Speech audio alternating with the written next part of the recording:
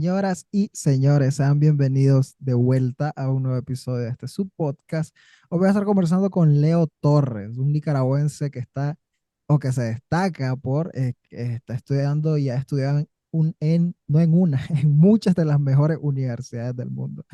Muchas gracias, Leo, por aceptar la invitación. ¿Qué tal? ¿Cómo estás? Bien, gracias a vos por invitarme al podcast. Nada, nada.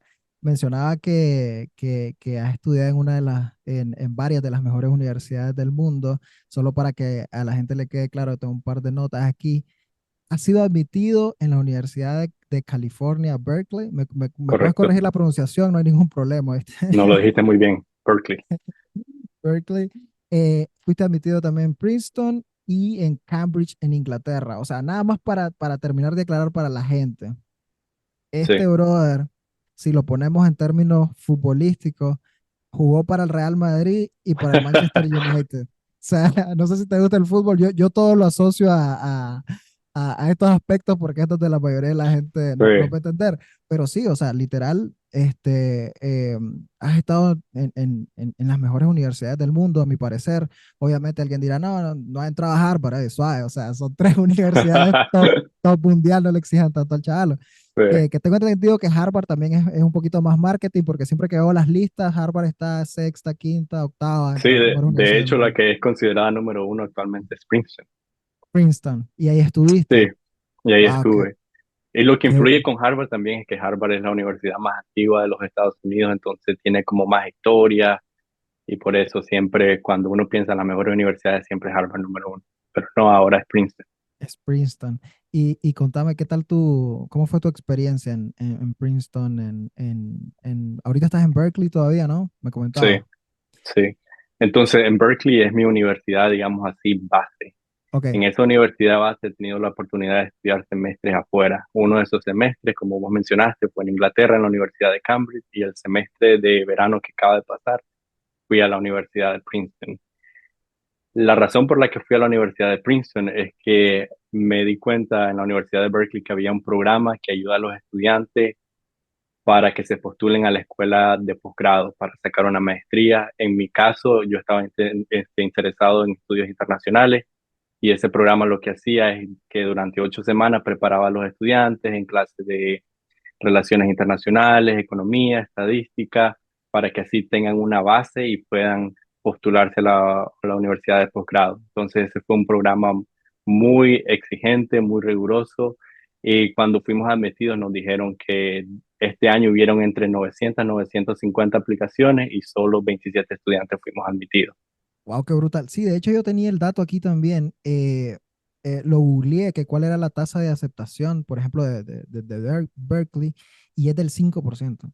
O sea, Sí, de 100 aceptan 5 personas. Es una brutalidad y vos sos uno de ellos.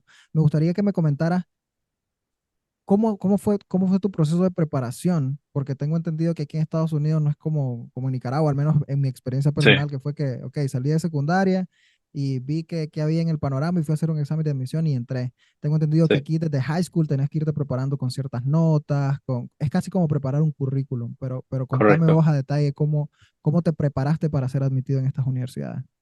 Es que, correcto. Entonces, esa es una muy buena pregunta. Y una de las cosas que me gustaría destacar es que cuando te gradúas en Nicaragua, por ejemplo, de la secundaria, ya uno puede ir a la universidad y estudiar una carrera que en el futuro te va a dar un trabajo estable. Por ejemplo, Ok, digamos que saliendo de la secundaria querés ser doctor, vas a la escuela de medicina inmediatamente. Mientras que aquí en los Estados Unidos te gradúas, tenés que hacer una carrera de 4 años que necesariamente quizás no te vaya a dar la oportunidad de ser un doctor en este caso. Si las personas quieren ser médicos aquí en los Estados Unidos, lo que tienen que hacer primero es graduarse de la secundaria, ir a una universidad de 4 años, estudiar biología o algo que se relacione a la medicina y luego de eso ir a una escuela de medicina. Entonces, el sistema aquí educativo de Estados Unidos es un poco más extenso. es Entonces, súper otro diferente. punto, sí. Y en la secundaria en Nicaragua llegas hasta el grado 11 creo, ¿verdad? El grado Sí, 11 quinto año, sí, quinto año, sí. 11 quinto años año, contando los 6 de primaria, sí. y la universidad son 5, mientras que aquí son 12 y la universidad son 4 Ok, años, ok, ok. generalmente. Entonces, una de las cosas que vos mencionaste es que hay que prepararse muy bien para la universidad. Cuando yo me gradué de la secundaria aquí, yo me postulé para la Universidad de Berkeley originalmente y no me aceptaron. Y para mí, eso fue un choque muy fuerte porque yo tenía notas perfectas, tenía el promedio aquí en Estados Unidos, no es del 100 como lo es en Nicaragua, sino es de 4 puntos. Tenía un promedio de 4 puntos, era presidente de un club estudiantil, era miembro de otros 2 clubes estudiantil, había sacado buenas notas en el examen de admisión, porque esa otra cosa, en ese momento había exámenes de admisión, en este momento ya casi ya las universidades han dejado de requerir los exámenes de admisión que se conocen como el SAT, el ACT, se había sacado muy buenas notas y no me aceptan. Y eso es algo que pasa con bastantes estudiantes que tienen todo perfecto y como vos decís, las universidades tienen cierto cupo de asiento, entonces ahí ellos tienen una como lista, digamos, de requisitos, cosas que buscan en los estudiantes para decir, estos son los que nosotros queremos en esta universidad. Entonces, para entrar a una universidad como Berkeley o como Princeton o como Harvard, imagínate, ellos reciben aplicaciones de estudiantes que todos son perfectos, todos tienen las Claro. mejores notas, todos tienen las buenas notas en el examen de admisión, pero todos son como un robot. Entonces, Mm. lo que la universidad busca es un estudiante que tenga determinación y esfuerzo. ¿Y qué quiero decir con eso? Por ejemplo, en mi caso, cuando yo me postulé a Berkeley, yo como que quería hacer todo, quería cubrir todo, que era presidente de un club estudiantil, era miembro de otros 2, también hacía servicio comunitario, pero no construí un enfoque único en el sentido de decir, si yo quería ser doctor en ese tiempo, si hubiese querido ser doctor, lo más lógico era haberme preparado en un club que se relacionara con algo de la medicina o algo así y mantenerme en ese mismo club por los 4 años de la secundaria.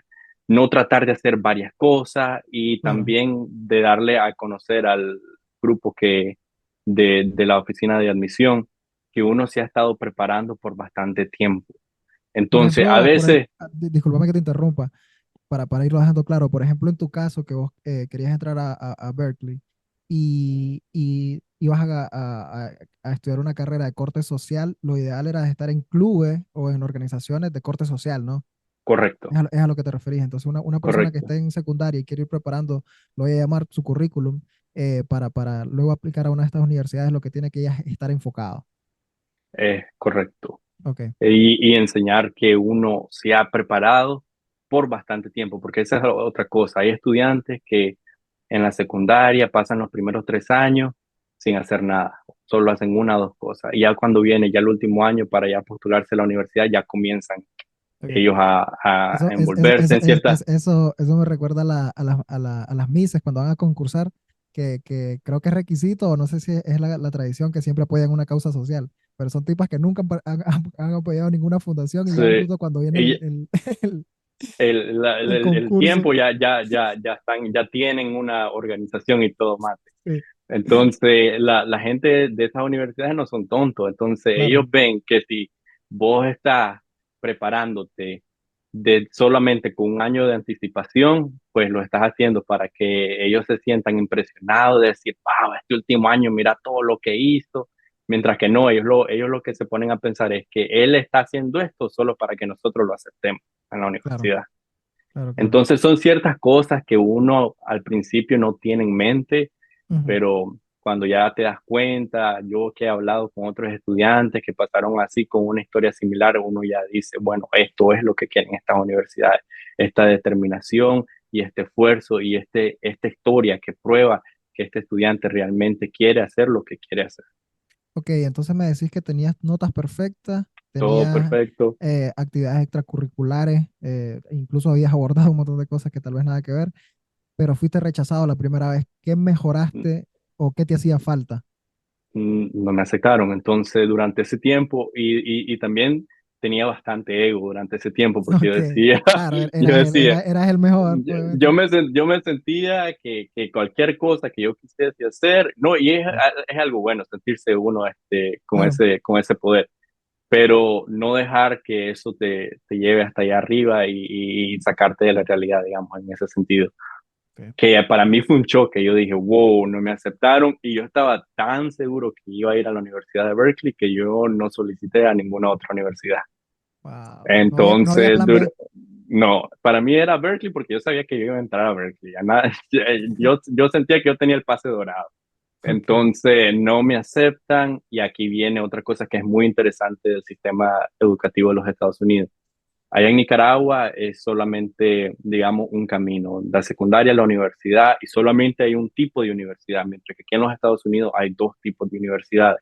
Ok. Una que se llaman los community colleges, las universidades comunitarias, y las universidades de 4 años, que son como la Universidad de Berkeley, Princeton y todo eso. Entonces, las universidades comunitarias te dan, digamos, la base, porque cuando estás en la universidad de los 4 años, 2 años son clases generales en las que uno tiene que tomar matemática, ciencia, idiomas, inglés, como el año básico que le dicen, creo yo, en la Ok, UNAM. ok. Sí. Entonces aquí son dos.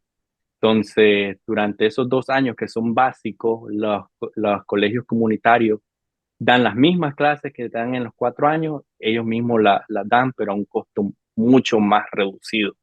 Entonces, una unidad, digamos, en la Universidad de Berkeley cuesta $500, mientras que una unidad en un colegio comunitario te cuesta como $40 aquí en California. Wow. Y eso va Sí, sí. dependiendo de cada clase, porque cada clase tiene unidades. Por ejemplo, una clase de un idioma puede tener 5 unidades, entonces hacerle la matemática ya te sale bastante dinero. Claro. Entonces, hay bastantes personas que lo que hacen es irse a un colegio comunitario los primeros 2 años, sacar ahí la base y después transferirte a la universidad de 4 años.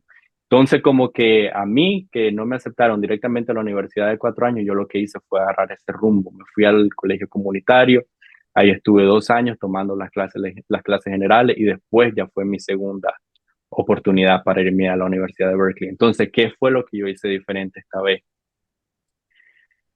Hubieron varias cosas. Número uno, me enfoqué solamente en lo que yo quería hacer, como vos dijiste, sociales, actividades sociales. Lo que yo hice para destacarme esta vez fue que fui presidente estudiantil de toda la escuela. Ok. Entonces yo dije, si yo quiero que mi solicitud a la universidad sea o tenga ese wow factor que le dicen aquí, que que las personas que estén leyendo digan, wow, entonces tengo que hacer algo que no cualquiera va a hacer. Entonces, ¿cuántas personas pueden ser el presidente estudiantil? Uno. Solo hay uno de toda la universidad. Claro. Entonces fue difícil, pero yo dije, no, tengo que hacerlo, tengo que hacerlo, Y tengo que para hacerlo. eso tuviste que someterte a una elección para hacer, es una Fue la elección. lección en promoverte, andar Sí, de clase en clase, de que vayan a no te votar por creo. vos y entonces, un solo rollo. Entonces fue hacer eso y no hice nada más, no me metí a otros clubes, no hice ¿cómo que se llama? Otras actividades extracurriculares, no hice volunteer.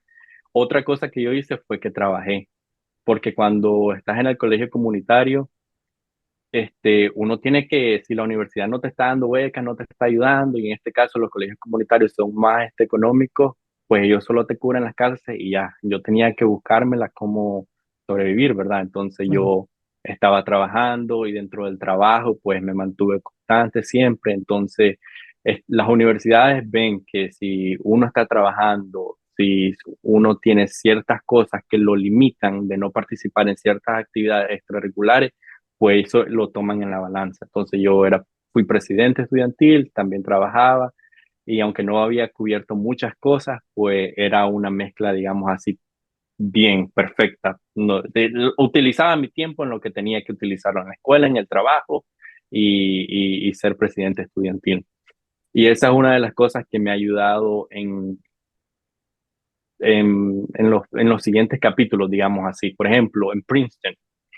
Ese programa de la Universidad de Princeton solicitaba una carta de recomendación.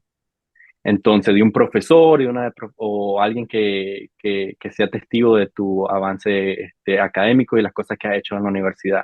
Entonces, otra de las cosas que los estudiantes tienen que tener en cuenta es que cada vez que te pidan una carta de recomendación, tenés que pensar en quién puede ser una persona que cuando la gente que esté revisando las solicitudes piense, wow, o se quede otra vez con el wow factor. Entonces, mis cartas de recomendaciones no vienen de cualquier profesor, vienen de la presidenta de la escuela, de la mera mera, porque fue con la que yo trabajé cuando era presidente estudiantil.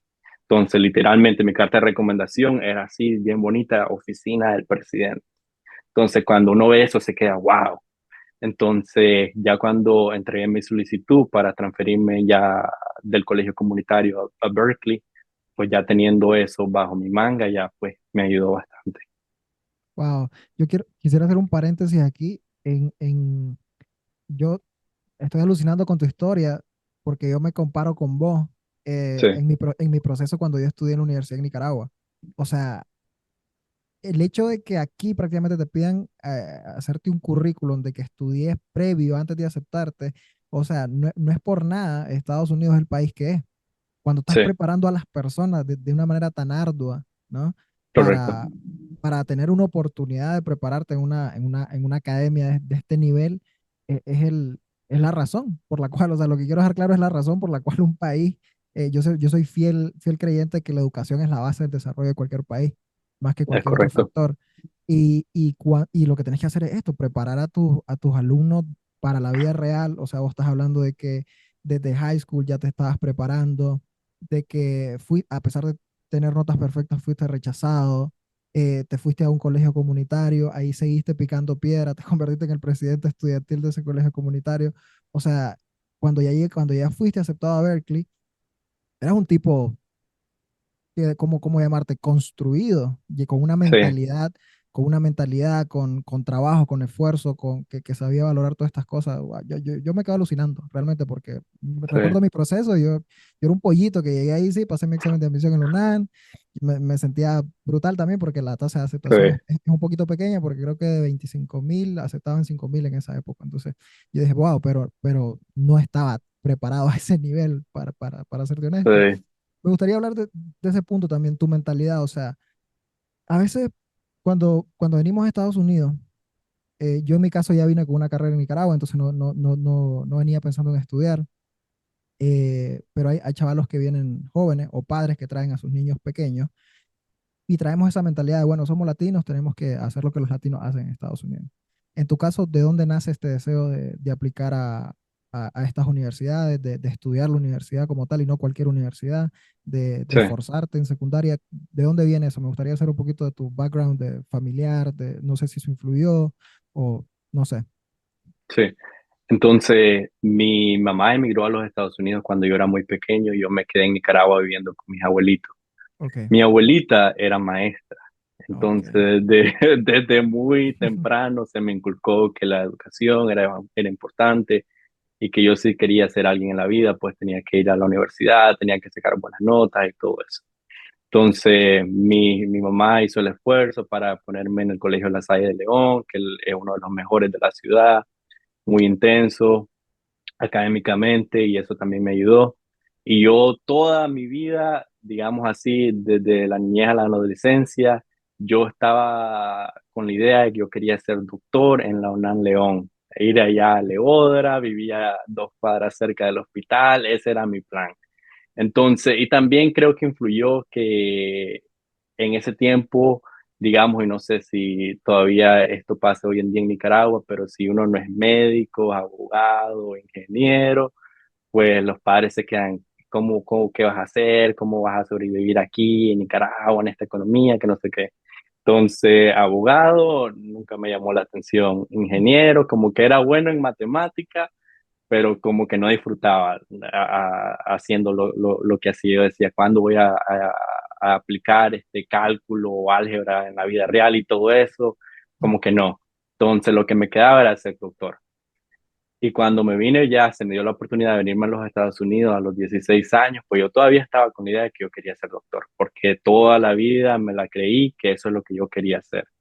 Y aquí creo que viene un punto muy importante de los padres, especialmente los padres latinos, es que nosotros tenemos la idea de que son ciertas carreras las que tienen éxito, mientras que aquí en los Estados Unidos hay una gama de carreras, de oportunidades, que si alguien está estudiando, digamos en mi caso ahora, relaciones internacionales, pues yo sé que voy a tener un trabajo que me va a dar el dinero suficiente para sobrevivir. Claro. Entonces, y son ciertas carreras que aquí en Nicaragua o en Latinoamérica no existen, que los padres cuando se dan cuenta que sus hijos están estudiando estas carreras se quedan hasta de cierto momento o de cierto punto preocupados.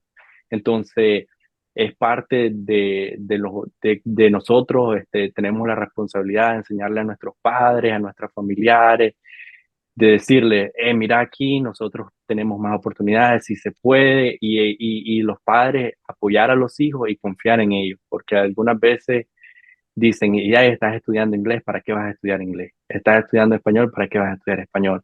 De apoyar y tener ese apoyo que es muy importante para nosotros los estudiantes de nuestra familia, de nuestros familiares.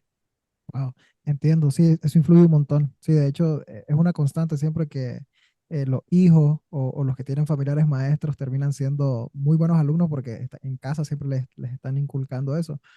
Sí, Eh, Volviendo al tema anterior, no solo es el hecho de ser buen alumno, también yo esa es una crítica que hago. Yo no es que me caiga mal, pero yo siempre he dicho, o sea, estos alumnos que memorizan todo para mí no son exacto, ¿no? la gran cosa y tal vez es algo que vos aprendiste aquí, ¿no? En tu experiencia que tenías Sí, que fortalecer otro montón de habilidades. Entonces creo que ahí es donde fallan algunos padres también educando a los hijos creyendo que solo porque saquen 100 en los exámenes, ya tengo un hijo súper sí, inteligente. No, no. a veces esos chavalos no están preparados para la vida, tenés que enseñarles un montón de habilidades también. Y es lo que estábamos hablando, de todos los estudiantes que tienen todo perfecto, pero a la hora Aplicarlo, de aplicarlo no saben. Entonces, las claro. universidades no quieren estudiantes que solo, porque, oh, esa es otra cosa aquí, que hay estudiantes que son buenos a tomar exámenes. Ujú. Entonces, sacan exámenes, sacan todo bien, pero al momento de aplicar las cosas, pues No no tienen ni idea saben de cómo cómo. hacer las cosas. Exacto, exacto. Entonces, esas Claro. son cosas que hay que tener en mente, correcto. Muy buen punto el que sacas. Sí, sí, sí. ¿Cómo te decantaste por relaciones internacionales? Te lo digo porque yo, por ejemplo, cuando yo entré en UNAM, yo fui de la última, de UNAM León, yo fui de la última generación que teníamos años de estudios generales, recuerdo. Yo al final me aventé 6 años por ejemplo, tengo un primo Mm, que entró un año después y él lo hizo 5 y es como que mierda, ¿por qué? ¿Sí me entiendes? sí, A mí me tocó el año de estudios generales y recuerdo que fue súper bueno porque hacías examen de admisión en UNAM y te aceptaban en la universidad, pero después tenías que un semestre esforzarte todo lo que pudieras para luego aplicar a las carreras, ¿no? Entonces, pero ese semestre, además de eso, a mí me ayudó un montón porque, por ejemplo, tenía una profesora que era psicóloga, entonces te aplicaba unos exámenes, no recuerdo, eran unos test para ver tus habilidades, ¿no? En qué eras bueno y, sí, porque a veces uno dice, yo sí, quiero ser médico, pero a veces no sos bueno para ser médico, ¿sí me entendés? Entonces, por ejemplo, correcto. ahí yo descubrí que cognitivamente hablando era bueno para las cuestiones sociales y todo eso. Luego, al final me terminé decantando por el derecho, pero eso me ayudó un montón. En tu caso, vos me contás que venías como, con la mentalidad de ser médico. Aquí, ¿cómo descubriste las relaciones internacionales? Mira, mira, cuando estaba en la secundaria aquí, este, como te dije, tenía esa mentalidad e incluso me había ganado una beca de una compañía farmacéutica muy importante que en los Estados Unidos que se llama Genentech, que me iba a pagar la carrera en Berkeley si me Wow. hubiesen aceptado por los 4 años estudiando biología. No me aceptan, pierdo la beca. Entonces me voy al colegio comunitario y los años generales aquí, al principio yo como que no le hallaba propósito, yo no entendía muy bien, porque yo decía, ya uno saliendo de la secundaria ya tiene que tener un objetivo claro o una idea clara de lo que va a estudiar. Entonces, ¿para qué uno tiene que tomar años generales o clases generales? Entonces, esos 2 años en el colegio comunitario me ayudaron mucho para descubrir realmente lo que yo quería hacer, no lo que mi abuelita quería que yo fuese, no lo que mi papá quería que yo fuese, lo que mi mamá quería que yo fuese.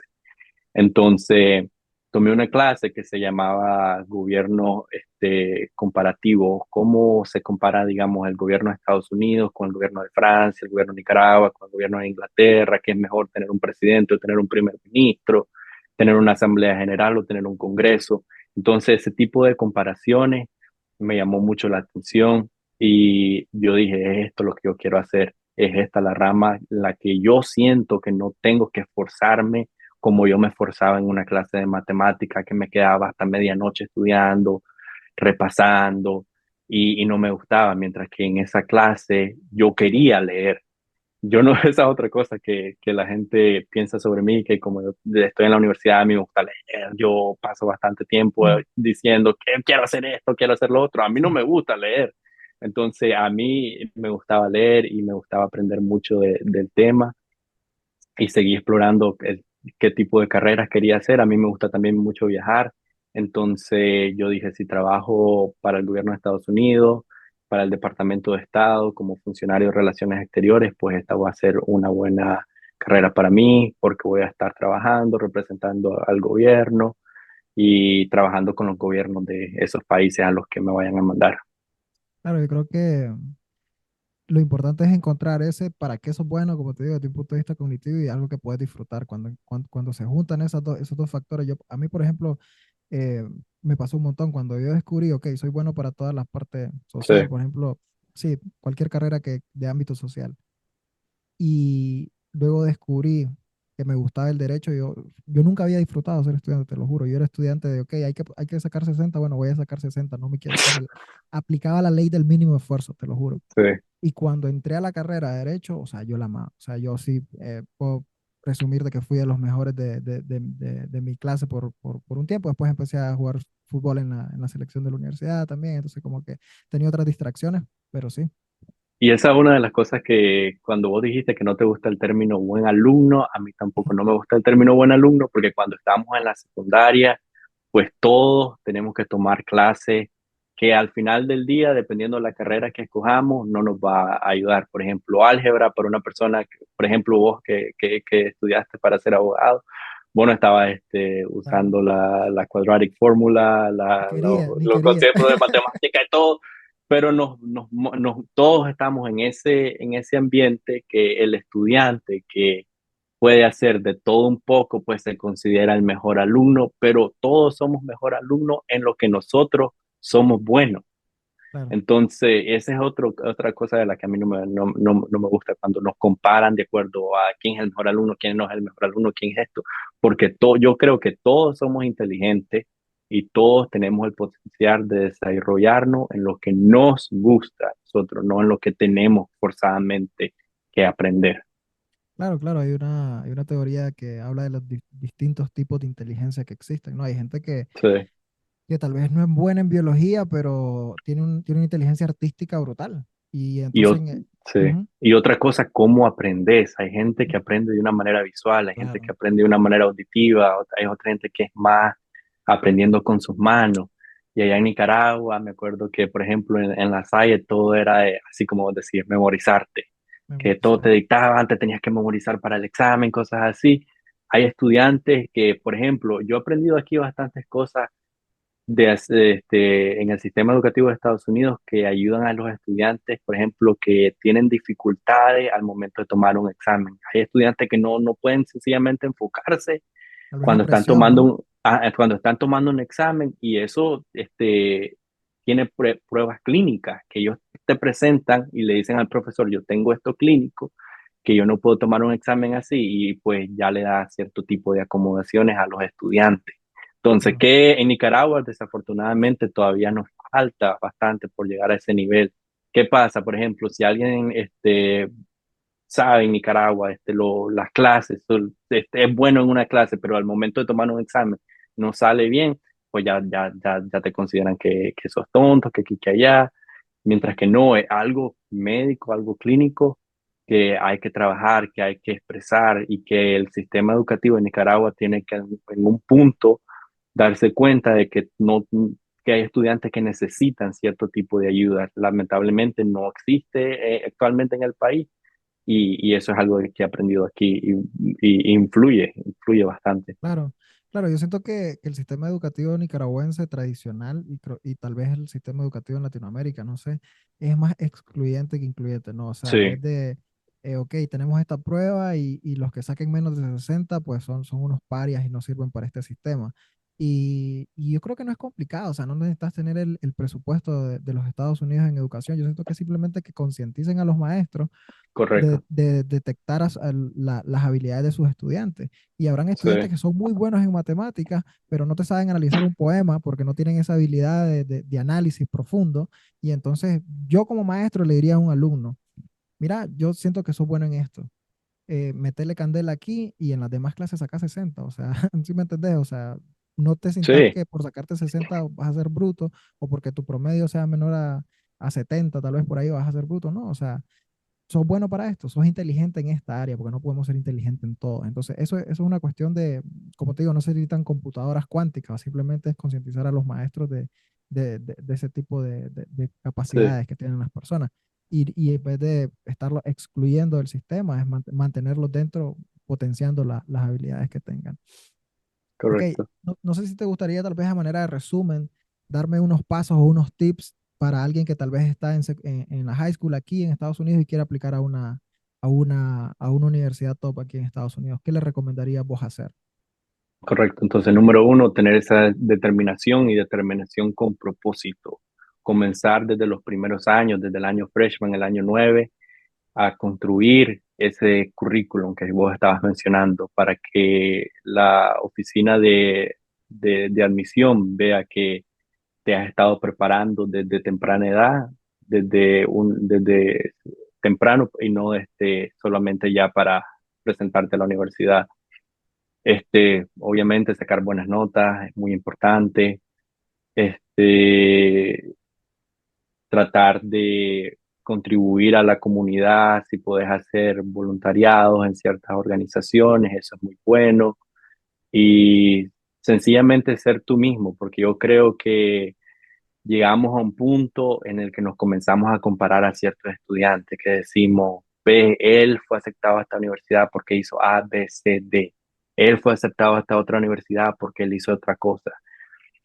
Presentarte de una manera genuina, como vos sos, y cuando lo haces, yo creo que las personas que van a leer tu solicitud se van a dar cuenta de que realmente quieres hacer eso, de que realmente no te estás copiando de nadie más y estás persiguiendo al final tus sueños. Entonces, no compararse a nadie más. Y yo sé que eso puede ser muy difícil por todas las redes sociales y por el sistema también que estábamos hablando de quién es mejor alumno, pero no importa. Entonces, uno seguir su propio camino sin seguirse comparando con nadie más.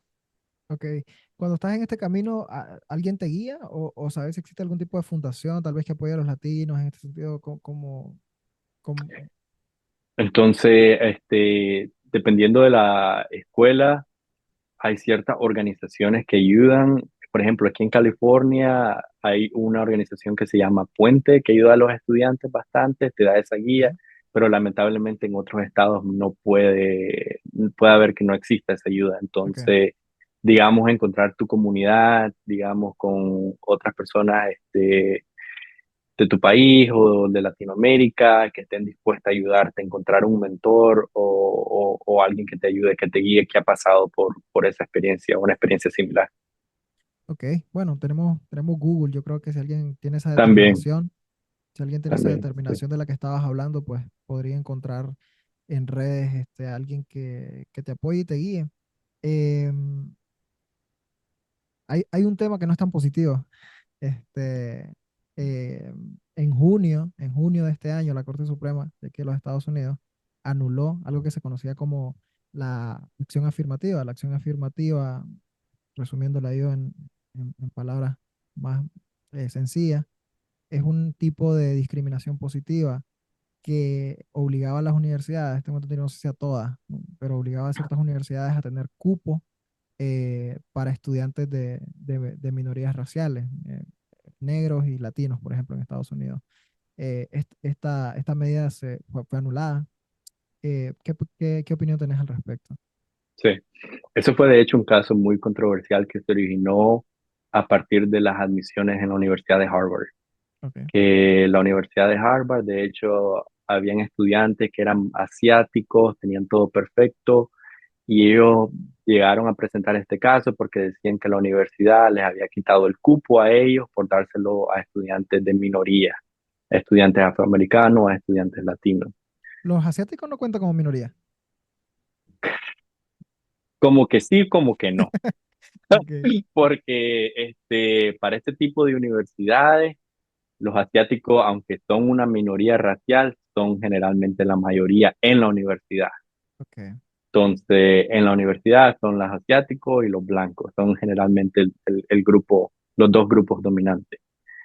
Estudiantes afroamericanos, estudiantes latinos, casi no vas a ver. Por ejemplo, en la Universidad de Berkeley, yo no te voy a mentir, en los 2 años que yo he estado ahí, solo en una clase he visto una estudiante afroamericana. ok, Solo en una. Yo casi, no, es raro ver un estudiante afroamericano.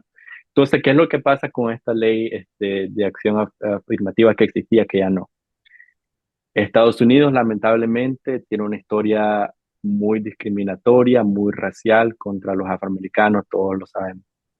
Entonces, cuando se aprobó esta ley, se trataba de reparar los daños de la antigüedad y darles esas oportunidades a estos estudiantes de que fueran a estas universidades para que así pudieran salir adelante. Entonces, la ley de acción afirmativa toma en cuenta ese aspecto racial de decir, bueno, este estudiante no tiene los recursos que tiene otro estudiante porque vive en una zona más pobre, racialmente su familia no tiene alguien que lo inspire porque no ha pasado por la universidad. Entonces, como que te ayudaba para entrar a la universidad. Y en mi particular, yo lo veo como un aspecto positivo, porque la universidad, en cualquier punto, sea racial, de creencias políticas, religiosas, en un ambiente educativo, ayuda, porque en el mundo real no solamente vas a estar interactuando con personas que lleven tu misma ideología. Entonces, tener debates en clase con una persona, digamos, que está pasando o pues ya pasó momentos difíciles, si la clase es de cómo crear leyes que puedan ayudar a las personas a tener una mejor vida, pues la voz de este estudiante que ha pasado por momentos difíciles es muy importante que participe en ese tipo de interacciones. Entonces, cuando se limita la diversidad en los salones de clase, estamos perdiendo el conocimiento, la experiencia de estudiantes que han pasado por momentos difíciles o que conocen ciertos temas que los demás no conocen. Entonces, la Universidad de Berkeley, de hecho, el sistema de la Universidad de California fue uno de los primeros que rechazó esa ley. Entonces, nosotros no hemos tenido acción afirmativa por los últimos 20, 25 años. Y la Universidad de Harvard, pues estaba tomando en cuenta las estadísticas de la Universidad de Berkeley. Somos pocos los estudiantes latinos, somos pocos los estudiantes afroamericanos y son los estudiantes asiáticos y los estudiantes blancos los que dominan la universidad. ¿Por qué? Porque son los estudiantes que sus padres ya han ido a la universidad, tienen el dinero para mandarlos a una universidad privada, saben exactamente qué tienen que hacer, las cosas que yo he aprendido por mi propia cuenta, por ejemplo, que te dije, tener esta determinación, este esfuerzo, cómo sobresalir, son herramientas que estos estudiantes ya tienen porque sus padres han pagado por tutores, mentores, por todos estos recursos que un estudiante pobre, afroamericano o latino no tiene porque sencillamente no tiene ese privilegio. Entonces es muy, muy difícil tratar de incorporar los dos, esos dos factores. Y lamentablemente pues, se perdió. ok, entiendo.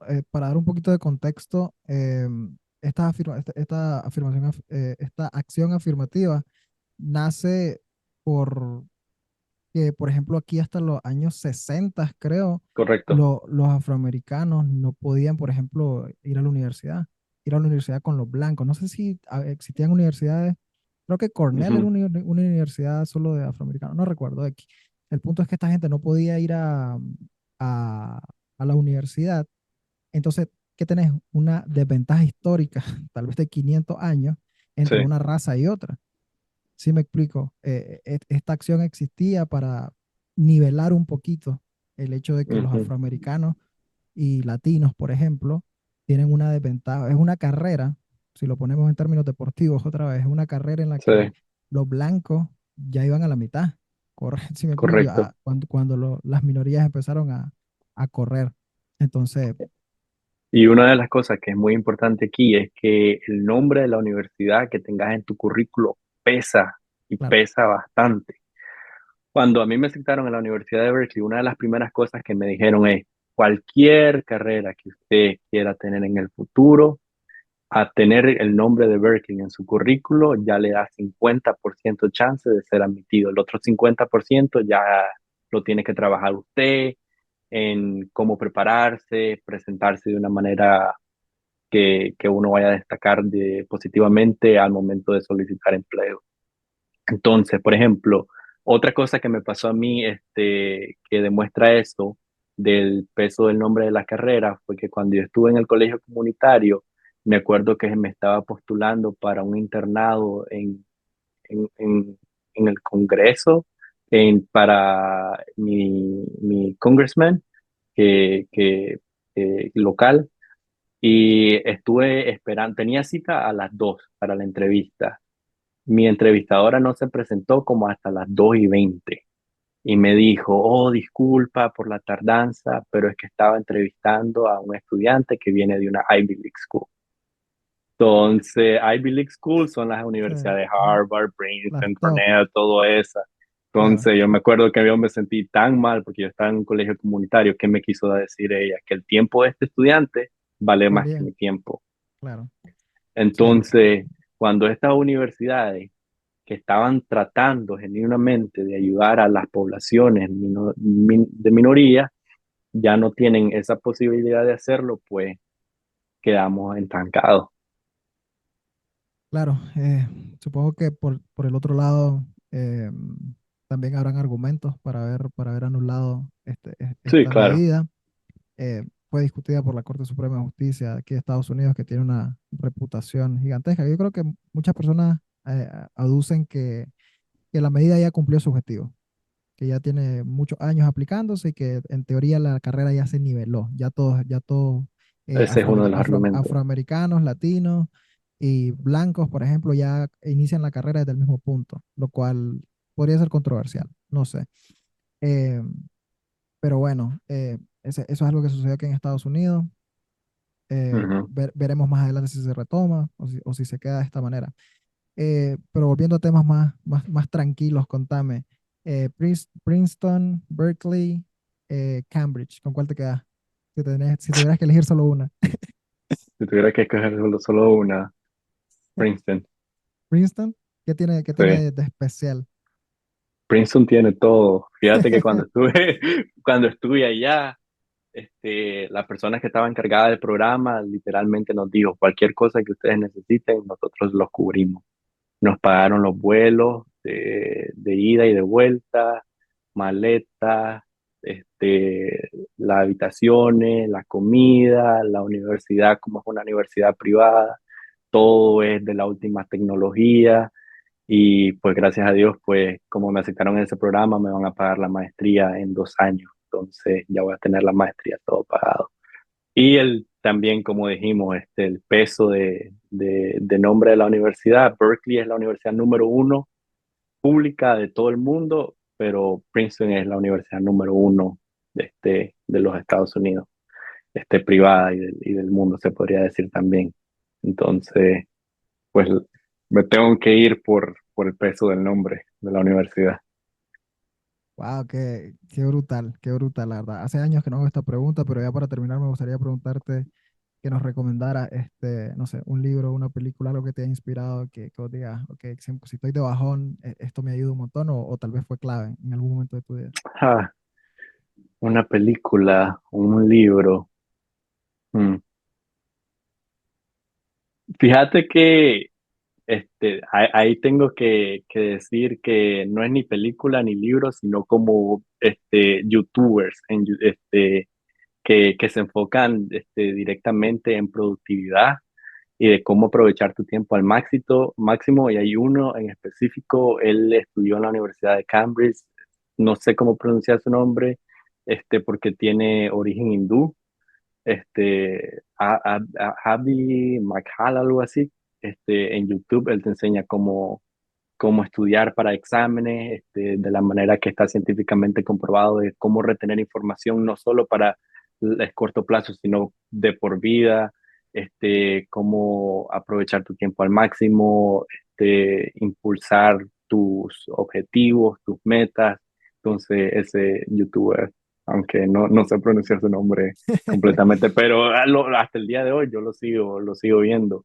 Y imagínate que su historia de él, en breve resumen, es muy interesante porque él estudió en Cambridge, mejor alumno de Cambridge, este, estudió para ser médico, pero un año después, como su canal de YouTube creció mucho, tenía bastantes seguidores, pues el canal de YouTube le dio más dinero que dejó su carrera. Entonces, básicamente fue a la universidad para nada, porque ahora con YouTube, pues ya él no necesita trabajar en un hospital. Pero digamos así, el YouTube ha sido mi roca en ese sentido. Ah, wow, qué brutal. Sí, la verdad, sí, la pregunta típica es eso, películas o libros, pero estamos en la era de la información. Ya no es Correcto. necesario ser un ratón de biblioteca. La verdad que con YouTube se aprende un montón. Es una universidad completa, si la sabemos usar. Creo que Sí, todas las redes sociales, obviamente, si te dedicas a ver pendejadas, también lo mismo pasa con TikTok también. Hay cuentas donde puedes sacar un montón de tips, por ejemplo, en productividad, y aprender un montón de cosas. sí, Pero, pero nada, bueno, ya nos comentaste, ¿no? Que en todo caso tu sueño cuando te gradúes y todo eso sería trabajar para el gobierno de los Estados Unidos. sí, para el Departamento de Estado como funcionario de Relaciones Exteriores. Wow, la verdad que te deseo lo mejor. Espero verte algún día ahí en una conferencia en la Casa Blanca y decir, yo entrevisté a ese man. Yo lo-